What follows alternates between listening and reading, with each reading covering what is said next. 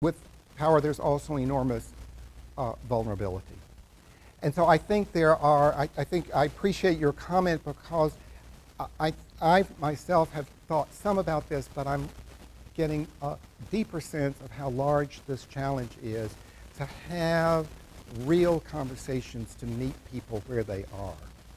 And not to preach at them, but to learn from them what are the realities that shape their lives, and what use at all could their faith community be to them that would make a difference.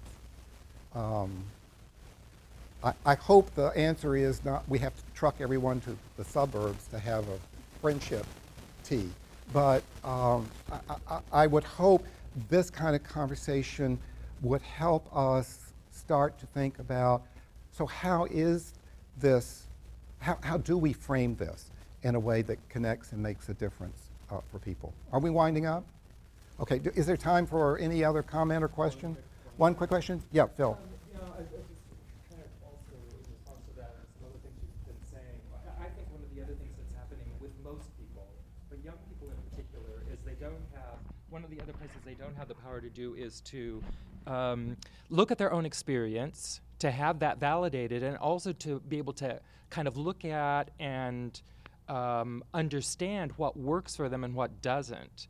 So, for example, we have the whole range of sexual experience, some of which is not very positive and some of which might be. So to be able to say to someone, well, how does it feel when you're in a relationship with someone where you have sex and then they disappear? You know, and how does that work for you? And in our culture in general, we don't validate internal experience. You know, what we did in that first thing was we listed all of our internal experience, but then we don't take the next step of saying, okay, let's look at that, see what really works for you and what doesn't work, and then let our ideas and our ethics grow out of that. What I often see in these conversations is that we go very quickly from the descriptions of our experience to an intellectual framework. And actually, I think there are like 2 or 3 steps that should be going up rather than going down here to the experience, then boom, to the idea that we need to find these ways to be able to talk to people about, well, look, this is what you notice, and kids have experience. What do you notice about that? And then to be able to add in ideas about, well, look, one of the values that you're experiencing, that you're expressing is mutuality, for example. You know, this would be a value from our tradition.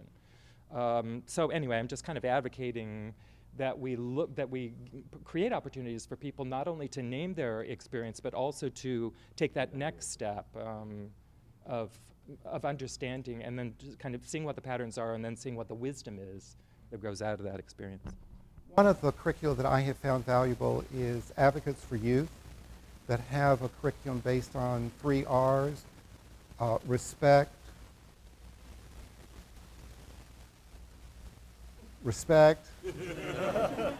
rights, and responsibility.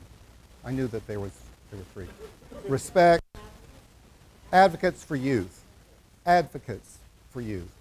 That's not a faith-based curriculum, but it is one that tries to provide a framing for young adults in sorting these matters out. The last comment for me, and you've heard me this morning and also now, for me, one of the deficiencies in the Christian tradition is we have been so fundamentally marriage-centric. How do you have a constructive conversation about sexuality that de-centers not only heterosexuality, but de-centers marriage? Because marriage is no longer the privileged cultural location where sex is limited to. And so we're missing a lot of the conversation if we can't frame these issues in a way that makes sense, but to persons who are both married and not. And we haven't even talked about polyamory and plural relationships, but clearly we have more work to do and more workshops, and so there'll be, I hope, other occasions. And good segue. Sunday at 5 at Synod, there's 5 on the table. We'll have ongoing dialogue. Good. So I think we're at